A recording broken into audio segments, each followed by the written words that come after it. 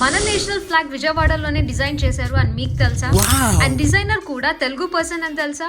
ఇది గుర్తించి in memory ఒక పెద్ద మ్యూజియం విజయవాడలోనే ఉంది అని మీకు తెలుసా? మరి ఇంత హిస్టరీ ఉన్న ఈ మ్యూజియం ని చాలా మంది అండర్ రేట్ చేస్తున్నారని నేనే ఎక్స్ప్లోర్ చేద్దామని వచ్చేసాను. Let's go.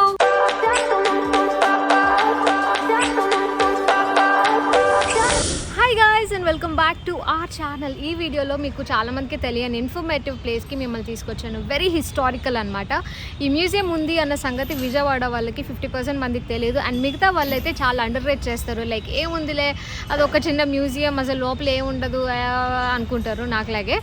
అందుకనే నేను అసలు ఏముంది అని ఎక్స్ప్లోర్ చేయడానికి వచ్చాను. ఇవాళ మిమ్మల్ని ఆ టూర్లోకి తీసుకెళ్తే అసలు దీనిలో ఉన్న ప్రత్యేకత మీరు అసలు వింటే షాక్ అవుతారనమాట. అమ్మో ఇంత హిస్టరీ ఉందా అనుకుని.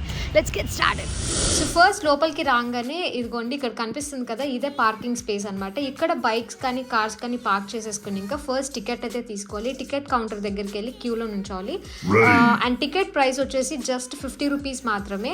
అండ్ 50 రూపీస్ ఎక్కువ తక్కువ అని అంటారా, లోపల చూసిన దానికి నిజంగానే వర్త్ అనమాట. అంత బాగుంది మ్యూజియం అయితే. సో ఇలా టికెట్ తీసుకుని లోపలికి రాగానే మనకి ఇక్కడ ఇనాగ్రేషన్ బోర్డు ఒకటి కనిపిస్తుంది ఎంట్రన్స్ లోనే అనమాట. లైక్ పింగళి వెంకయ్య గారి విగ్రహ పునఃప్రతిష్ఠ. దీన్ని ప్రతిష్ఠించిన వాళ్ళు వైఎస్ జగన్మోహన్ రెడ్డి గారు, CM Andhra Pradesh, so and so డేట్లో ప్రతిష్ఠించారు అని చెప్పి డీటెయిల్స్ అన్నీ ఉన్నాయన్నమాట. అండ్ ఇంకొకటి కూడా ఉంది, శ్రీ రాజా మేక వెంకటాద్రి అప్పారాయణం గారు 8వ అవతారం 8th సెంచరీ నూజివీడ్ ప్రభువులు, Andhra warriors of 16th century after death అనమాట.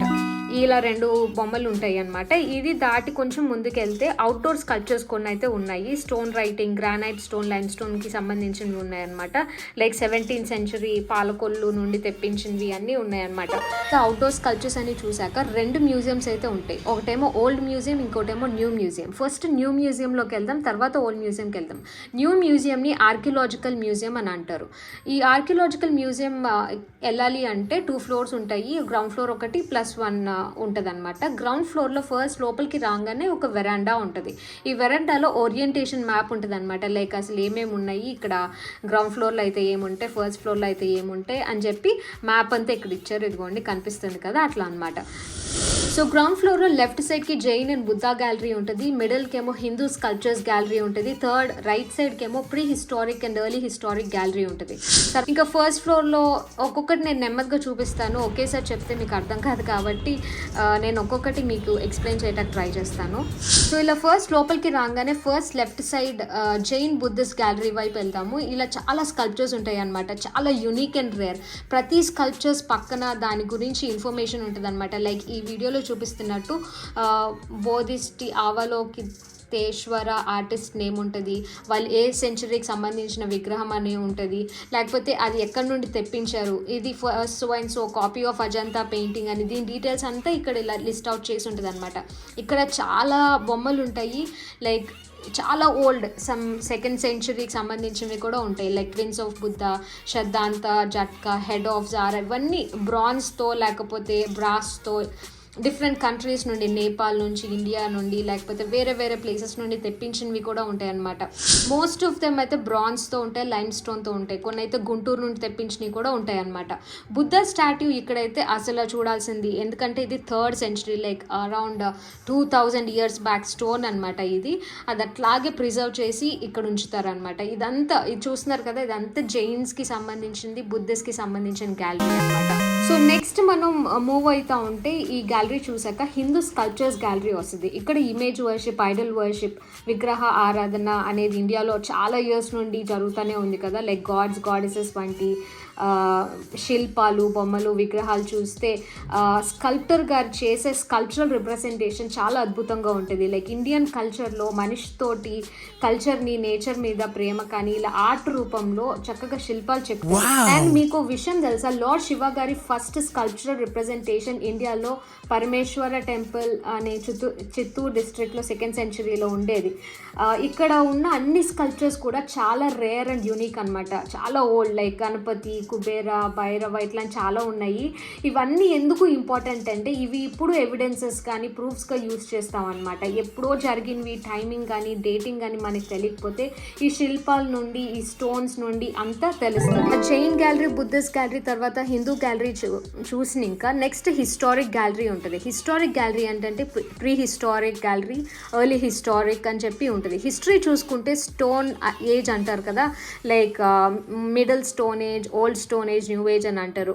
పేలియోలిథిక్ అంటారనమాట. ఈ టైంలో స్టోన్లో వచ్చిన చేంజెస్ కానీ లేకపోతే ఎర్లీ మ్యాన్ నుండి మనిషి ఎట్లా ఇవాల్వ్ అవుతూ వచ్చారు, ఏమేం మెటల్స్ యూస్ చేశారు, స్టోన్సా, ఫైరా, హెవీ మెటల్సా, లేకపోతే ఇప్పుడు పాలిష్డ్ స్టోన్ ఎట్లా వచ్చింది, ఫస్ట్ ఎట్లా ఉండేది, ఇదంతా ఇవల్యూషన్ గురించి సంబంధించిందంతా ఇక్కడ భలే డిస్ప్లే చేశారనమాట. నాకైతే ఈ ప్లేస్ చాలా ఇంట్రెస్టింగ్ అనిపిస్తుంది. ఎందుకంటే ఒక్కొక్క స్టోన్కి ఒక్కొక్క హిస్టరీ ఉంటుందన్నమాట. ఇక్కడ ఎంత నేర్చుకోవచ్చు అంటే సోషల్ కానీ హిస్టరీ కానీ అర్థం అవ్వకపోతే పేరెంట్స్ కానీ స్కూల్స్ వాళ్ళు ఈ మ్యూజియంని విజిట్ చేసేటానికి స్టూడెంట్స్ని తీసుకొస్తే ఆ పిక్టోరల్ డిస్ప్లే కానీ రిప్రజెంటేషన్ కానీ లైవ్లో కదా అసలు మర్చిపోలేమన్నమాట.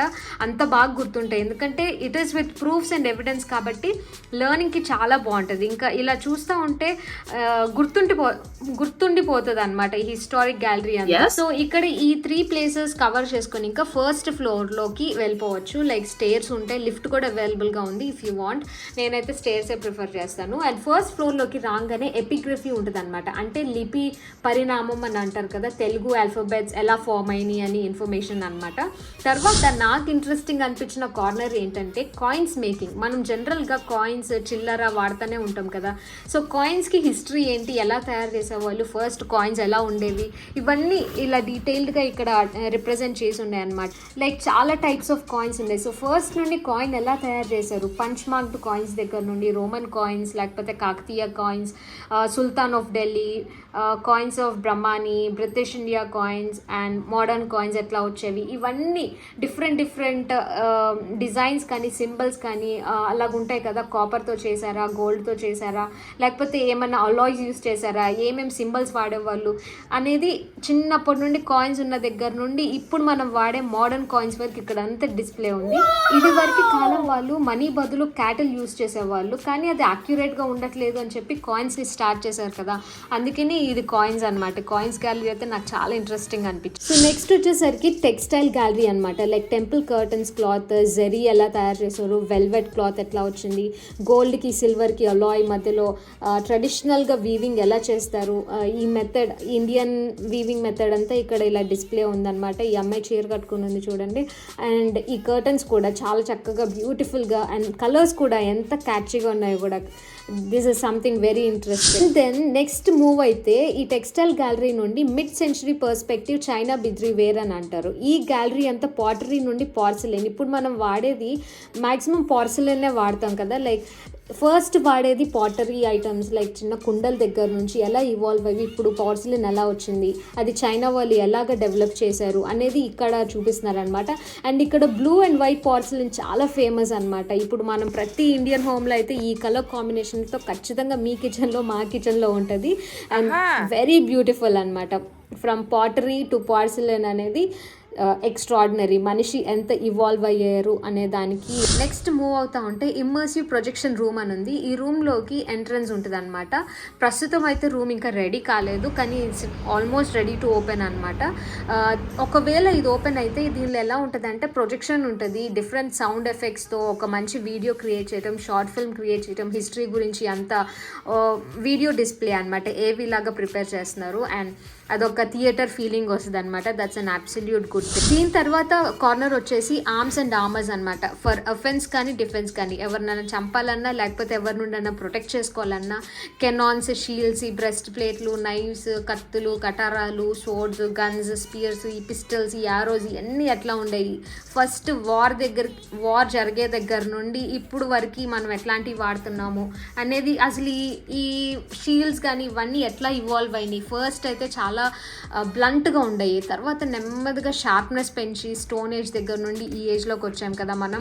సో వాటి గురించి అనమాట ఇదంతా. ఇంకా చాలా ఇంట్రెస్టింగ్ థింగ్స్ ఏంటంటే ఇక్కడ చాలా మినియేచర్ పెయింటింగ్స్ ఉన్నాయి, కంటెంపరీ పెయింటింగ్స్ ఉన్నాయి. లైక్ మదోనా, నాపోలియన్ బోనాపార్టే అండ్ మొనాలిసా, ఇట్లాంటి చాలా మంది పెయింటింగ్స్ కూడా చాలా క్రియేటివ్గా ఉన్నాయి. చాలా మంచి గ్రేట్ ఆర్టిస్ట్ పెయింట్ చేశారనమాట.